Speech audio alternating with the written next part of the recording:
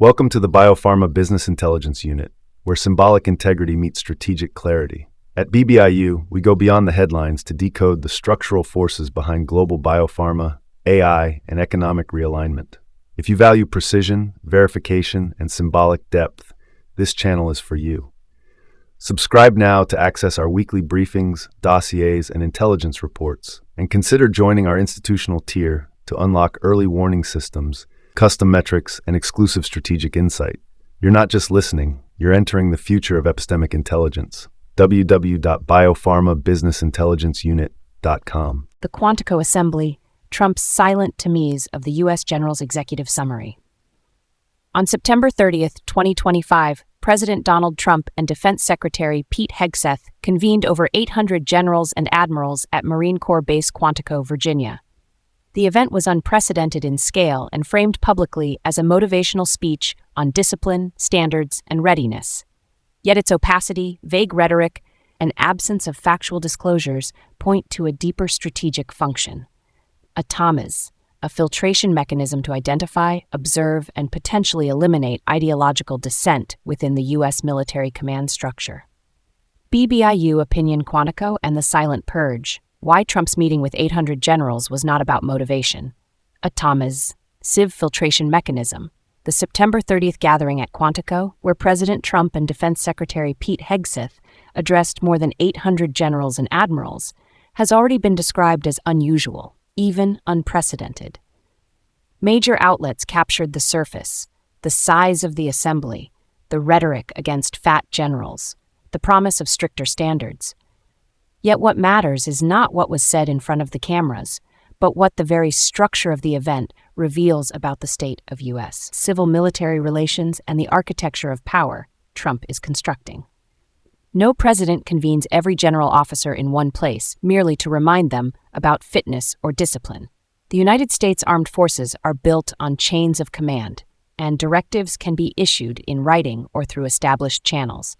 Instead, by ordering the entire General Officer Corps into a single auditorium, Trump turned Quantico into a controlled laboratory of loyalty.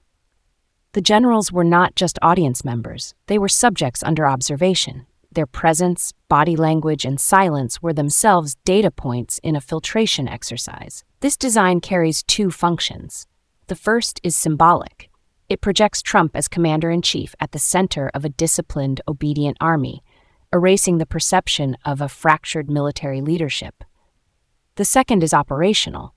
It provides Trump and his circle with a moment to measure who aligns, who hesitates, and who might resist future orders that cross into controversial terrain, from domestic deployments to nuclear posture changes. The absence of factual leaks is itself revealing. Journalists reported atmospheres of unease and silence, but no direct transcript emerged. This suggests deliberate control, devices likely restricted, off-camera segments protected, and attendees well aware they were being monitored. In intelligence terms, this was counter-leak engineering. The only narrative left available to the outside world was the one Trump wanted, a vague but forceful call for discipline and unity. To the untrained eye, such vagueness may seem weakness, but in practice, it is a weapon. By speaking in generalities, Trump allows multiple interpretations to circulate while reserving the real directives for private continuation. It is the silence, not the slogans, that contains the operational meaning. Why now? Context is everything. The U.S. is simultaneously pushing Israel toward a dictated truce in Gaza, increasing support for Ukraine against Russia, preparing Europe for tighter alignment with American extraction frameworks, and facing the possibility of confrontation in Asia with China and North Korea.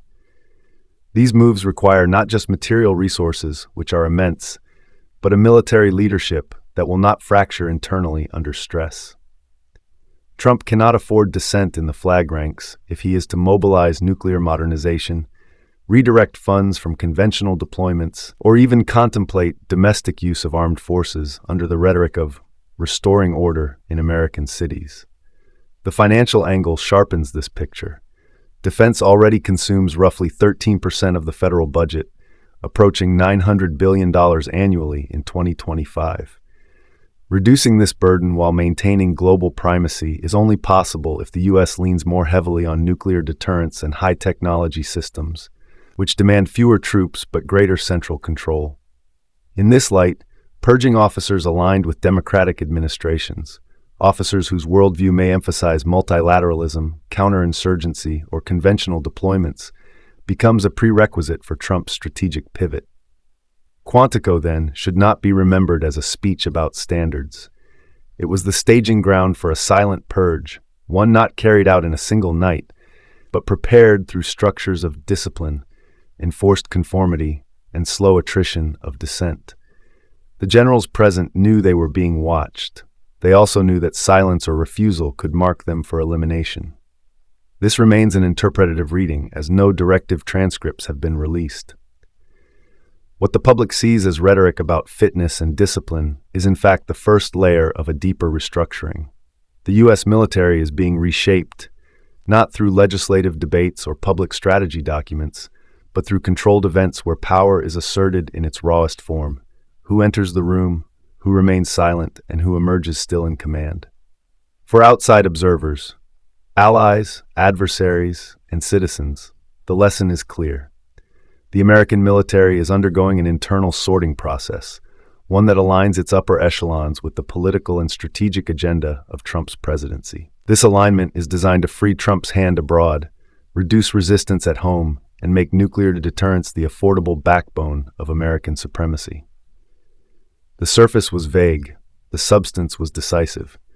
Quantico was not a motivational meeting. It was a Tamiz, a sieve through which the future of the U.S. military command is being filtered. You've reached the end of the open section of this BBIU content.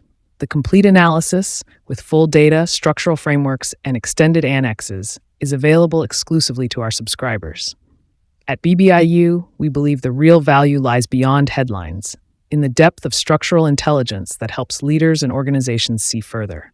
If you want access to the complete archive and future reports, join us at BBIU and take part in the next level of analysis.